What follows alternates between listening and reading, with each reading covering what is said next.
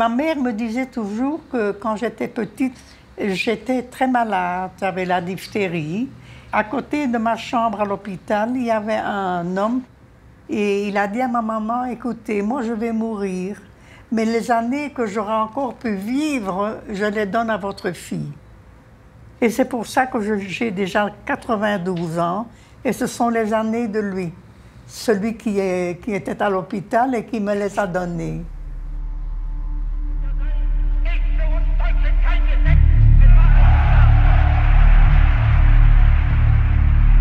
Au début, les Allemands n'étaient pas agressifs contre les Juifs. Ils avaient leurs mains dans un gant de velours, mais quand on enlevait le gant, c'était des criminels.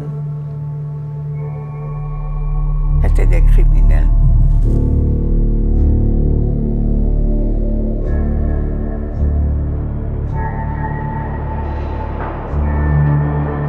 Ils prenaient d'abord les jeunes, et puis ils prenaient les plus âgés, puis les parents.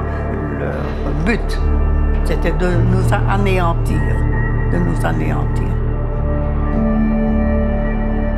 Ma sœur a reçu un appel qu'elle devait se présenter parce qu'ils allaient travailler.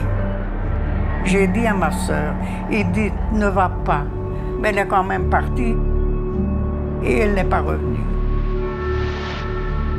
Et quand je pense à ça, je dois pleurer.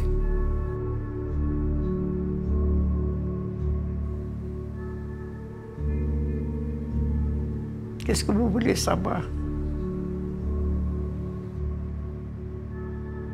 Mon mari, je l'ai rencontré dans le milieu politique. J'avais 20 ans.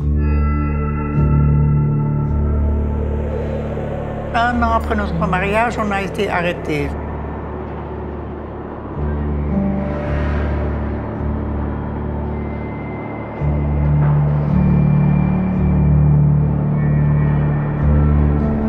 Mon papa était aussi arrêté.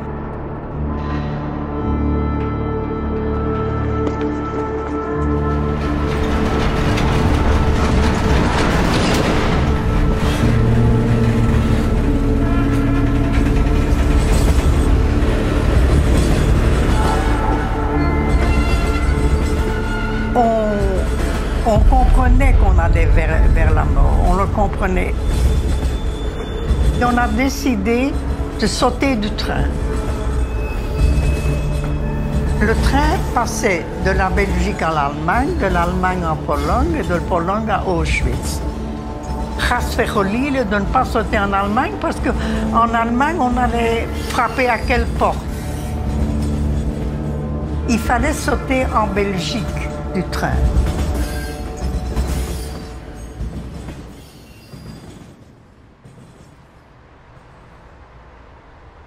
3-4 jours avant qu'on a su qu'on partait à Auschwitz, mon papa est devenu malade. Et quand il a appris qu'on allait partir,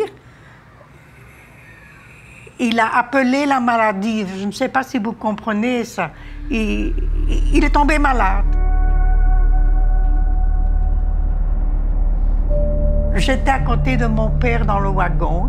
Il était sans aucune réaction, dans des conditions tellement terribles. Philippe me disait toujours, viens Clairette, on doit sauter en Belgique, ne peut pas rester. Je disais, non Philippe, moi je reste avec mon papa, je ne vais pas le laisser. Alors il m'a dit, mais Clairette, tu sais bien, quand on arrive en Pologne, ton père va être d'un côté et toi de l'autre et moi dans un autre côté. Alors, je me rappelle que je me suis endormie et que je me suis réveillée brutalement et j'ai dit à Philippe, Philippe, je saute maintenant parce que si je réfléchis 1 minute, je ne vais plus sauter.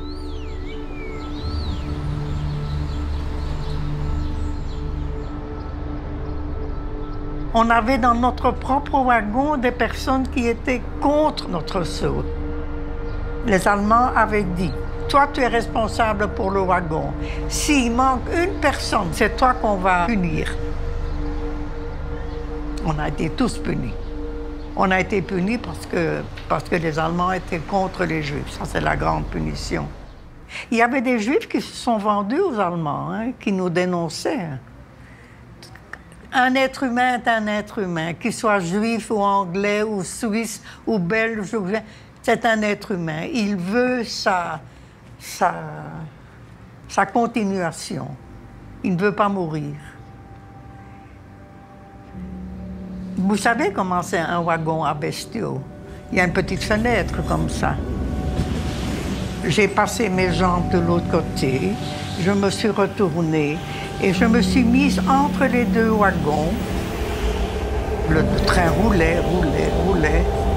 C'était très difficile parce que les SS tiraient sur nous.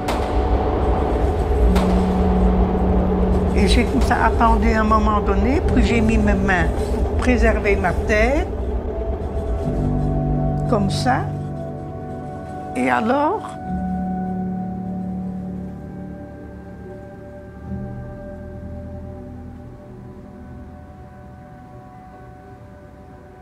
j'ai sauté du train et j'ai laissé mon père.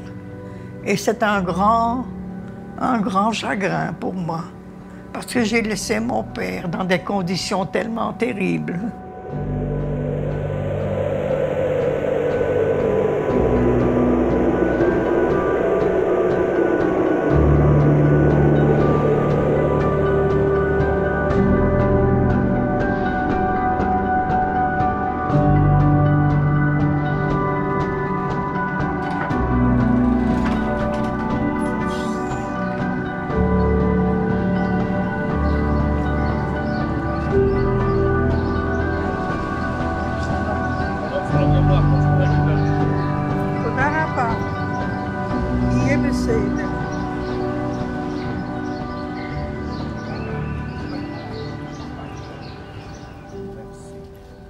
Et je vais vous dire aussi que je suis fatiguée un peu.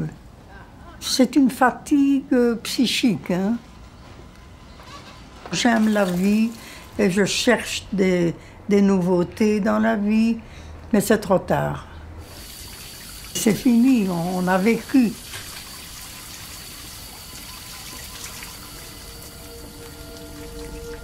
Philippe m'a dit qu'il allait sauter après moi. Je me rappelle que je voyais que le train partait. Je voyais le train et je pleurais. J'ai dit, Philippe, où es-tu? Et j'ai ouvert les yeux et de loin, je voyais que Philippe venait.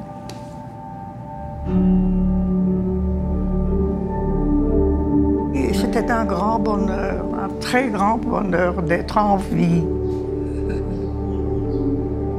Et on est là. Et on est chez nous à la maison. On a fait un voyage terrible avant d'arriver chez nous. Qu'est-ce que vous avez? Oh, j'ai une chose dans l'œil. Alors, מה?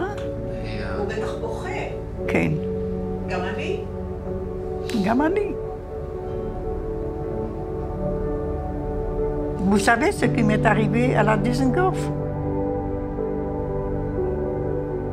C'est pour ça que je suis ici. Ah, pour entendre ça. Pour entendre.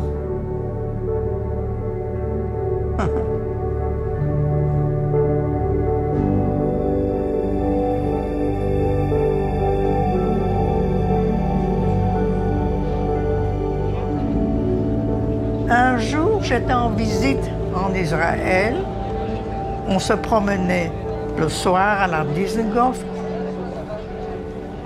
Et une personne me tape sur le dos comme ça. Il dit, Clairette? Je dis, oui, oui. Clairette, je vous cherche depuis 20 ans. À moi, vous me cherchez? Vous ne me connaissez pas? Si, elle dit. J'étais là quand votre papa, dans le wagon, a ouvert les yeux. Elle m'a dit, j'ai un message pour vous.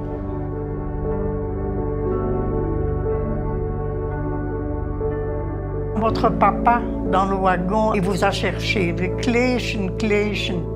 Alors elle lui a dit, écoutez, Kleichen n'est pas là, elle a sauté du train. Alors mon père lui aurait dit, dans un moment de lucidité, d'un moment extraordinaire, écoute, si tu rencontres un jour ma fille, dis-lui que je suis le père le plus heureux qu'elle a sauté du train.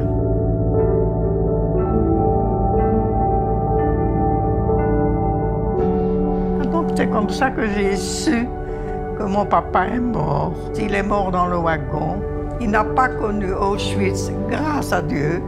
Il est arrivé mort à Auschwitz. Mais il a eu ce message extraordinaire qu'il a dit à cette femme de me chercher.